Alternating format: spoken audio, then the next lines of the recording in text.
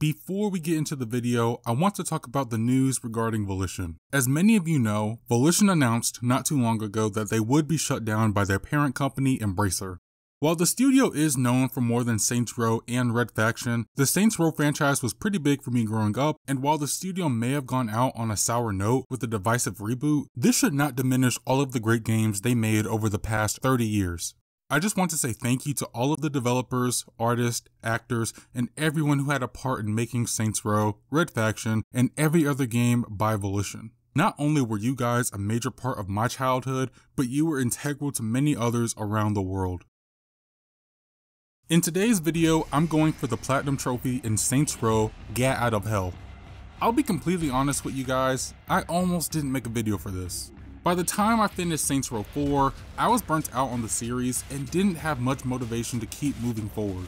I just needed a break, and the trophy list was so similar to Saints Row 4 that I didn't feel the need to make a video for this game at all. However, one weekend when I was looking for another game to platinum, Get Out of Hell was still sitting on my dashboard, and I figured, why not give it another go? After that weekend, I was hooked and properly began my hunt for another platinum trophy. While this is a much shorter game compared to the rest of the series, given it's just an expansion, there's a decent amount of things to do, even though it can feel repetitive. But let's get into a quick recap of the game for those who haven't played it before or missed it the first time around. As I mentioned before, Get Out of Hell was an expansion to Saints Row 4, playing like an epilogue to that game and the series. At a birthday party for the boss, they get dragged into hell, and it's up to Johnny and Kinzie to rescue their friend from Satan himself.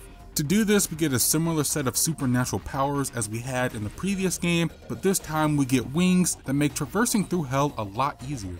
Throughout the journey, we run into familiar faces like Dane Vogel from Saints Row 2 and the DeWinter sisters from Saints Row the 3rd, along with some new faces like Blackbeard and Shakespeare.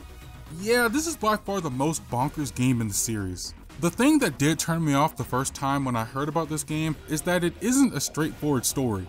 The majority of Get Out of Hell revolves around you completing activities and additional side content until you can take down Satan.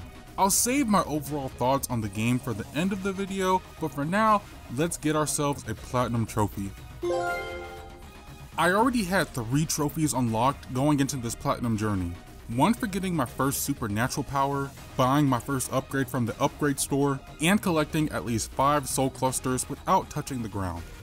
My first step into this platinum journey is getting the one multiplayer trophy for this game. For Double Trouble, I had to play the game in co-op for at least 3 hours. Playing this game 8 years after its release, I knew I would have a hard time getting this trophy. I spent a good amount of time constantly trying to find a random person to matchmake with, and I eventually got lucky. Playing as Kinzie, I spent the next couple hours working on some challenges and other trophies I would have to get later on. It did take a couple of sessions and messaging a few people on PSN, but after a few hours, the trophy was mine, which was a massive burden lifted off my shoulders. Just like Saints Row 4, there's a good amount of trophies that correlate to our set of powers. Almost all of them are the same except for flight, which is what I want to talk about first. I like this power a lot more than just simply gliding around the city like you did in Saints Row 4. After a few upgrades, I was able to make my way around the map in no time. The first trophy I got with flight was being airborne for a combined 10 minutes of gameplay. Next was flying for 500 meters while set on fire, and continuously flying for 60 seconds.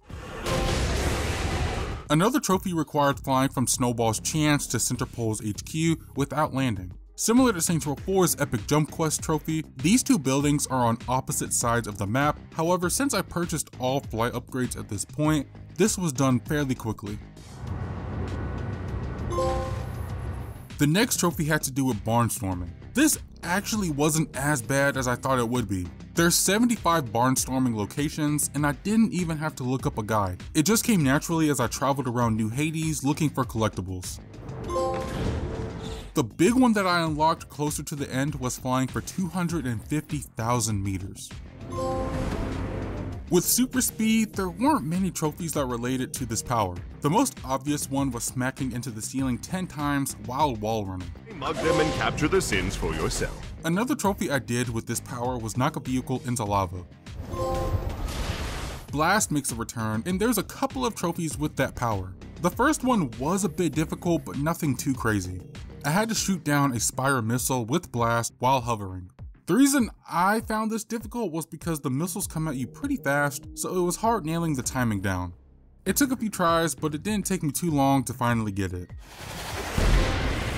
Now we get into some familiar territory, the kill-related trophies. Nothing out of the ordinary here. I first stonified and shatter killed 100 demons, killed 150 with the stomp power, which wasn't as difficult this time around, and killed 100 demons using the cold fire aura. A new power in Get Out of Hell allows you to summon imps that can help in combat. After some upgrades, you're able to detonate them, which I had to do to 50 of them for a trophy. And of course, I got another trophy for killing 100 demons with my summoned imps. Speaking of imps, there's another trophy for having 5 of them attached to you at one time. Fight into it, bastard. The next thing I took care of was choosing a new element for each power. And to round out these trophies, I had to kill 1000 demons with any combination of superpowers. Surprisingly, it wasn't much of a hassle in this game like it was in Saints Row 4.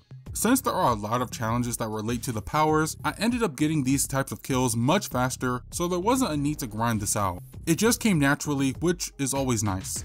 While the powers are still cool, I had a lot more fun with the weapons this time around. They start pretty basic, but after doing some challenges and completing certain missions, you get access to the 7 deadly weapons. As the name implies, this ties into the 7 deadly sins, so there's a weapon for greed, which helped with a lot of grinding I had to do in the game, one for lust, wrath, and my personal favorite, sloth. The first trophy I got into regards to weapons was for upgrading one to the max. Next comes the kill-based trophies. Only 3 weapons had this requirement, but this is where some of the grind comes into play. Since there are not as many traditional missions, this meant I had to replay a lot of activities that were kill-based, like survival. The first trophy I was going for was getting 100 kills with God's Hammer, and getting 250 kills with both the Essence of Wrath and the Essence of Sloth. Rounding out the weapon-based trophies, I had to get 25 kills with each of the 7 deadly weapons. When it comes to what New Hades has to offer, let's start with the game's collectibles. You may have already noticed, but those orbs from Saints Row 4 make a return, except this time they're called Soul Clusters. Collecting 100 unlocks a trophy, and collecting all 940 of them gives us another. You're a neurotic completionist. With every cluster found, I was able to purchase all 113 upgrades for my superpowers. The final collectible related trophy I needed was for collecting all 64 tomes, which serve as the game's audio logs.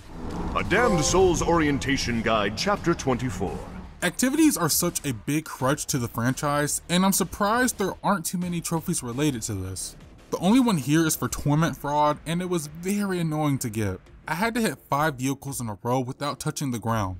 Depending on where you are during this activity, cars can spawn very sporadically, and once you get your punishment meter maxed out, cars explode once you touch them, making things even more difficult. I knew I was going to have better luck doing this on a highway, so I found whichever one was closest to it, and I did the activity there. It took a few tries, but after a few minutes, I was able to get the trophy.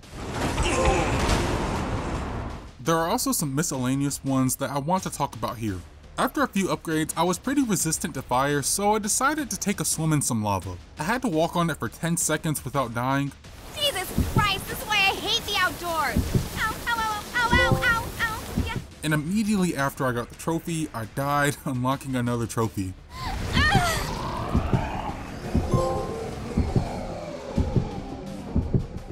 The next 2 trophies had to do with a comet, which is an interesting and annoying vehicle in the game. The first one required car surfing on one while it explodes. It's not difficult, but finding a comet can be a bit time consuming, and then I had to get on top of it without the car catching on fire, which could be tricky sometimes. What made things worse, and where the annoyance comes from, is that they can explode, which is fun for sure, but grew frustrating. After a few tries though, I was finally able to get it. The other trophy involved getting a comet into the Ultor lobby. Again, finding one took some time, but getting it into the lobby was extremely frustrating. I had to be quick to prevent the car from exploding, and to make things worse, when I had everything lined up, something stopped me from entering the lobby, which pissed me off. I'm gonna break my monitor, I swear! Luckily, after doing it one more time, I was able to get it into the lobby just fine. This next one is missable if you don't look out for it. There are 4 extraction points around the map where you have to capture 3 different checkpoints to take it over. For one of the trophies, you have to take down an extraction facility while on a motorcycle. It sounds easy, but one thing I forgot to mention is that enemies can reclaim these checkpoints. The best way I tackled this was by leaving the motorcycle in one of the hallways near the checkpoint, capturing the other 2, and hopping on the motorcycle quick enough to capture the last one. Do you guys remember the wardens from Saints Row 4? Well, they're back in the form of archdukes, and there are a couple of trophies that involve them. The first one only requires killing one of these guys with a melee attack. Oh the hell. And the next one, like Saints Row 4, requires killing 25 of these things. Is that the best hell's got? They spawn regularly at Marshall Grounds, but there's only a handful of them, so I had to get my wanted level to the max before I can encounter these guys again. There was a lot of grinding throughout the game, so I was able to get this after some time. The final miscellaneous trophy required me to stand on the tallest mast of the Queen Anne's Revenge. To round out this section, there are trophies for completing all of the open world activities. There's one for completing all of the activities in 2 districts, and completing everything in New Hades. I swear, it wasn't until I was actually doing the recording for this when the name of these 2 trophies finally clicked for me. I guess now would be the best time to talk about the mission-based trophies. The most straightforward one is simply beating the game. There isn't much in the way of story missions, so once you beat Satan and choose from one of the game's 5 endings, I unlocked a trophy. Perhaps the biggest grind was completing the game's staggering 101 challenges. Seriously, I have no idea how they managed to squeeze so many challenges out of this game. A fair amount are simple, like getting gold in each activity, discovering hoods, and finding commentary specific to Gat or Kinzie. I don't want to know what they do to the people locked up in there. There are some that I don't feel fit for this game, like driving X number of meters or stealing armored patrol cars. They just slowed down the game's momentum. Where the grind really comes into play are the kill-related challenges. Why are there so many?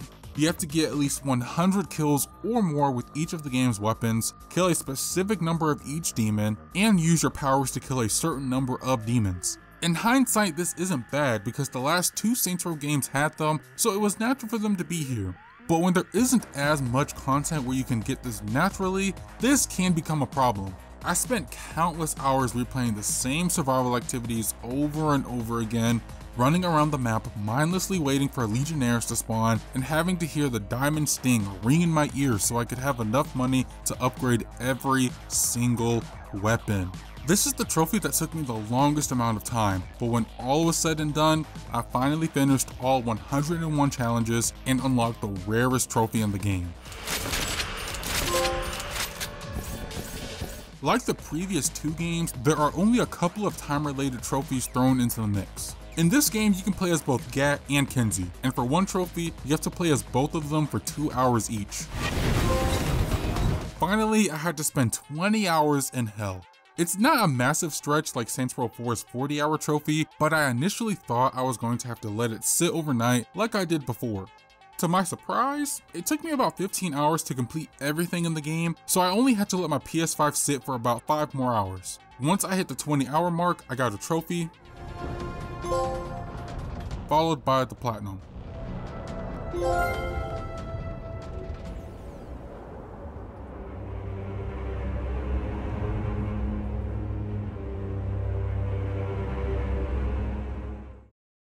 With the platinum trophy out of the way, how do I feel about Gat out of Hell?